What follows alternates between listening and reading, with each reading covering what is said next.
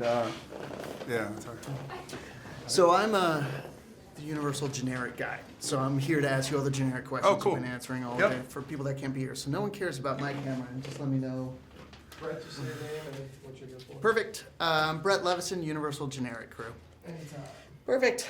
Well, first of all, what an incredible movie. And you feel as an audience member like you're there. And I know that you guys did too. From shooting on locations and all the preparation that you did, how did you all come together by just facing the elements? How did that create the on-screen bond that we feel with the characters? That was Balt primarily. I mean, Balt picked these guys. I mean, we had problems from the beginning, which was the fear factor that kept coming up for some people, including myself, about how far are we actually going to go? Like, what are we talking about? Like, how much are we going to be outside? How high are we going to go? How precarious is it? How, are we going to be on sheer cliffs? Or is it 1,000-foot cliffs or is it 20-foot cliffs? Is it, and I think Balt left it elusive enough where there were some emotions in the room, and there was, because you couldn't get your head around the security of it. And actors, as adventurous as they seem to come across at times, I think also are, security hounds, and like, am I still going to be comfortable, and where's my trailer going to be? And this is not that kind of film. No, it definitely seemed like a balance of, there's serious acting, but a lot of experiencing. And that must That's exactly what it was. Yeah. Some acting and a lot of experiencing. And, and when, not that morale would get down, but things got difficult at times. So we would go back and remind ourselves. There'd usually be a person, sometimes it'd be me, sometimes it'd be Jake or whatever, Jason, that would, circle everybody around and go, remember why we're doing this. Remember people actually really went through this. So then morale would be lifted again, and then gung-ho it, back to the next shot or the next day. But yeah, every day presented enough obstacles to feel like you were actually earning your pay. Well, and giving due respect to the people involved in the story.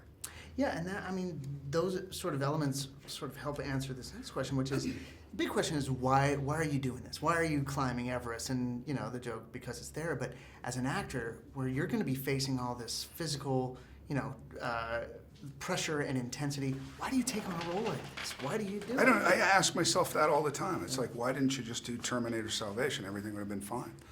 You could have stayed at home. You could have had a Ferrari and stuff. Lots of gas to put in the Ferrari. Could have gotten a motorcycle.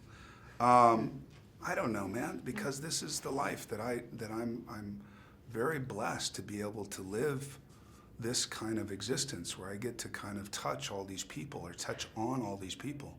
And I see the responsibility in it. I really enjoy doing it when it works out well. I don't like it when it doesn't work out well. So when you have a movie like Everest, as difficult as it was at times, it's all made up for in one viewing. And seeing it now, you see in IMAX 3D, it just seems like everything, this is the perfect time to show and tell this story. Yeah, I don't know if it seems to work out that way, but it always seems to work out that way.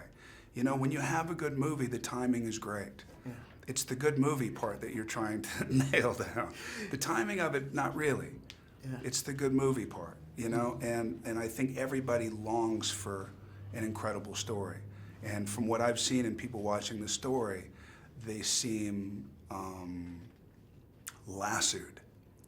That's exactly it. Nice. And I think the mountain means something different to everyone. And what do you think it is about Everest that has captured the imaginations of so many people?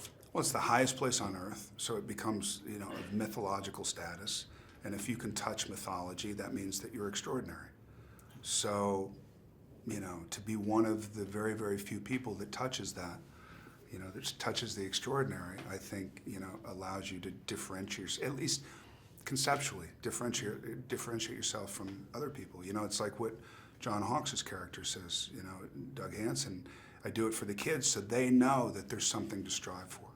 They know the extraordinary is possible, and that's it. Is it irresponsible because it's Everest? Maybe, but then again, what does that even mean? It's all relative. So you may not make it, he didn't make it, but you know what?